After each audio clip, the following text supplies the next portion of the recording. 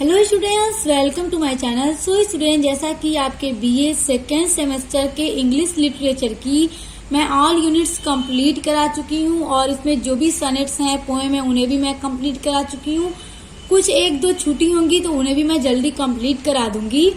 तो देखिए, presence in absence आपके सिलेबस में एक पोएम है, जॉन डन की ये पोएम है और काफी इंटरेस्टिंग और रोमांटिक पोएम है ये। और मैंने इस पोएम को बहुत अच्छे से एक एक वर्ड की मीनिंग बता कर बहुत अच्छे से आपको पढ़ाया है।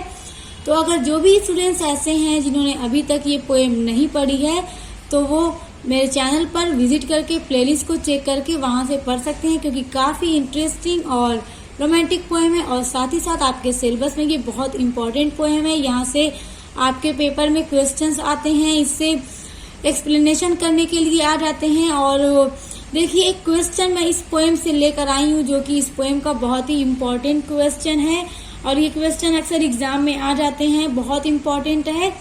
तो देखिए, आखिर ये क्वेश्चन क्या है। देखिए, क्वेश्चन है, how does the poet challenge the spirit of absence.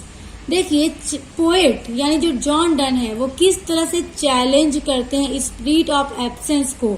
Absence का मतलब गैर हाजिरी को, स्पिरिट मतलब आत्मा की गैर हाजिरी को वो किस तरह से चैलेंज करते हैं इस पोएम में। देखिए, ये जो पोएम है जॉन डन की, प्रेजेंस इन एब्सेंस, इसका मतलब है कि गैर हाजिरी में भी हाजिरी है। प्रेजेंस मतलब मौजूद होना, एब्सेंस मतलब मौजूद न होना। तो देखिए, ये पोएम इन्होंने तब लिखी थी जब ये अपने वाइफ से दूर जा रहे थे। और कब दूर जा रहे थे, देखिए, अपने ऑफिस के कुछ वर्क के लिए ये कहीं बाहर जा रहे थे। तो बस कुछ टाइम की दूरी थी इनके वाइफ से, तब इन्होंने अपनी वाइफ के लिए ये पोएम लिखी थी कि प्रेजेंस इन एब्सेंस, कि गैर हाजिरी भी मेरे लिए हाजिरी है। तुम दूर होकर भी मुझसे दूर नहीं हो, बल्कि हर वक्त मेरे पास हो। तो ये पोएम स्टूडेंट्स मैंने आपको पढ़ाई है, आप लोग पढ़ लीजिएगा, बहुत इंटरेस्टिंग पोएम है। आइए इसको पढ़िए। ये जो क्वेश्चन है बहुत इंपॉर्टेंट है और जब आप इसको भी पढ़ेंगे तो आप ये क्वेश्चन भी बहुत इंटरेस्टिंग है, क्योंकि इसका आंसर भी इस पोएम से ही लिया गया है। तो देखिए, जॉन डन की ये पोएम है। Donne's poem presence in absence is a powerful plea in favour of true love. John Donne की ये जो पोएम प्रेजेंस इन एब्सेंस है, is a powerful plea. Plea मतलब होता है दलील।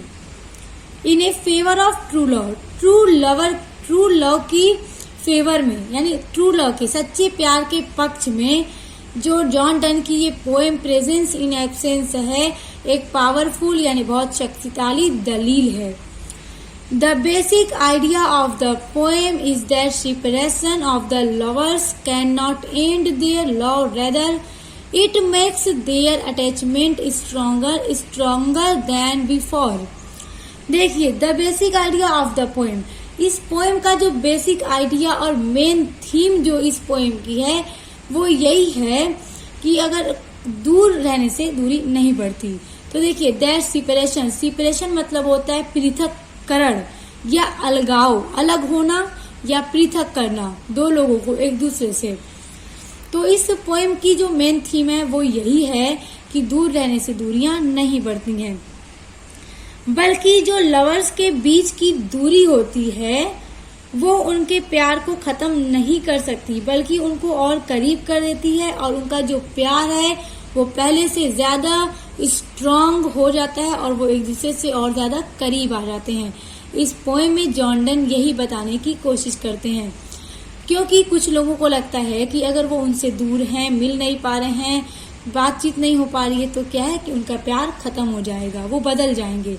मगर जॉन डन इस पोएम के थ्रू यही बताते हैं कि अगर दूर हैं, मिल नहीं पाते हैं, बातें नहीं हो पाती हैं, इसका मतलब ये नहीं है कि उनका प्यार खत्म हो गया, बल्कि वो एक दूसरे से और करीब हो जाते हैं और एब्सेंस ही उनके लिए प्रेजेंस हो जाती है। देखिए स्टूडेंट्स, आगे, सो the poet challenge the spirit of separation that it can do what ever it likes and use any power. The lovers can not be separated from each other. अब देखिए, poet इसमें आगे ये कहते हैं कि द पोएट चैलेंज करते हैं, चुनौती देते हैं the spirit of separation. Spirit मतलब आत्मा, सेपरेशन मतलब मैंने आपको अभी बताया जो अलग होने की चीजें हैं जो प्रेमी को एक दूसरे से अलग करती हैं। सेपरेशन मतलब अलग होना, तो उन्हें अलग नहीं कर सकती। That it can do what ever it likes and use any power. चाहे कोई भी संसार की कोई भी ताकतवर चीज का इस्तेमाल कर ले, कोई भी पावर को यूज कर ले प्रेमी को अलग करने के लिए। The lovers can not be separated मतलब नहीं हो सकते, अलग नहीं हो सकते। फ्रॉम ईच अदर, वो एक दूसरे से अलग कभी नहीं हो सकते। चाहे कोई भी पावर का यूज कर लिया जाए उन्हें अलग करने के लिए, लेकिन वो कभी भी अलग नहीं हो सकते एक दूसरे से, बल्कि और करीब आ जाते हैं। सच्चे प्यार को कोई कभी अलग नहीं कर सकता। जॉन डन हमें इस पोएम के थ्रू बताते हैं। Distance and length of time have nothing to do, their love will ever remain the same. देखिए, डिस्टेंस यानी दूरी, एंड लेंथ ऑफ टाइम जो टाइम की दूरी है, लंबाई है कि मतलब दूर है और टाइम ज्यादा है आप वापस आने में या फिर मिलने में, किसी भी चीज में, तो ये नथिंग टू डू, वो कुछ भी नहीं कर सकती। दूरियां और समय कुछ नहीं कर सकते। There love will ever remain the same, उनका जो प्यार है वो हमेशा एक जैसा ही रहता है। He goes a step forward bye affirming that, और देखिए अब वो यहाँ पे ये कहा जा रहा है कि वो एक कदम आगे बढ़ते ही जाते हैं। दैट इंस्टीड मतलब होता है बजाय, ऑफ वीकेनिंग मतलब कमजोर होने के, मतलब इंस्टीड ऑफ वीकेनिंग मतलब कमजोर होने के बजाय। यहाँ पे किसकी बात हो रही है?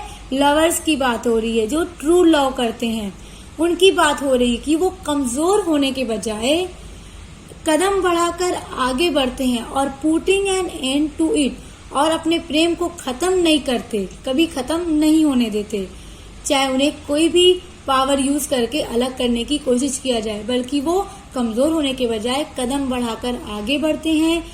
There hearts gate A greater permanence, और उनके जो दिल हैं वो गेट ए ग्रेटर परमानेंस, यानी कि एक दूसरे के लिए एक ग्रेट यानी कि और भी ज्यादा ग्रेट परमानेंस हो जाते हैं। उसमें और भी ज्यादा मतलब कभी ऐसा नहीं है कि उनका प्यार एक दूसरे के लिए खत्म हो जाए, और वो एक दूसरे के दिल में हमेशा हमेशा के लिए एकदम परमानेंट हो जाते हैं। Thus, in the opinion of the poet, अब देखिए पोएट का विचार है, ओपिनियन है, इस पोएम में बताते हैं अपना ओपिनियन, और ये सारा पोएट का ही ओपिनियन है। वो बताते हैं कि प्रेमी के लिए एब्सेंस ही प्रेजेंस है।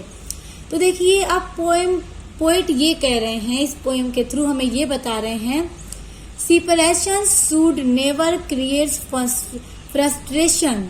देखिए सेपरेशन मतलब अलगाव का मतलब अगर कोई मिल नहीं पा रहा है, एक दूसरे से दूर है, समय की दूरी है, टाइम की दूरी है, तो सेपरेशन यानी दूरियां उनको should never create frustration. Should मतलब शुड नेवर क्रिएट्स, उनके बीच कभी भी निराशा पैदा नहीं हो सकती, मतलब अलगाव उन्हें कभी भी निराश नहीं होने देता। फ्रस्ट्रेशन मतलब होता है निराश होना। Rather it is source of encouragement to the lovers। अब देखिए अब क्या कह रहे हैं कि जो अलगाव है उन्हें उदास नहीं होने देता। रेदर मतलब होता है अपेक्षा, यानी कि उन्हें नाराज होने की अपेक्षा एक सोर्स है उनके लिए। किस चीज का सोर्स है? इंकरेजमेंट का, यानी दो प्यार करने वालों के लिए ये एक प्रोत्साहन का स्रोत है। क्या चीज? कि दूर हैं फिर भी दूर नहीं है एक दूसरे से, बल्कि उनके लिए एब्सेंस ही प्रेजेंस है। उनके लिए क्या है? प्रोत्साहन का स्रोत है, उन्हें ये और हिम्मत देता है और उन्हें एक दूसरे से और ज्यादा करीब ला देता है। To the lovers end is beyond the time place and all molarity. देखिए चाहे बियॉन्ड द टाइम की वजह से, जगह बदलने की वजह से, मोलैरिटी की वजह से क्या है, उनका प्यार कभी खत्म नहीं हो सकता, वो हमेशा रहेगा। उन्हें उदास होने के बजाय इन्हें और भी ज्यादा प्रोत्साहन का स्रोत है, एक दूसरे से और करीब ला देता है। Time of separation creates an impression as if not very long period has passed and it seems to have stayed, so the poet is in a mood to challenge separation.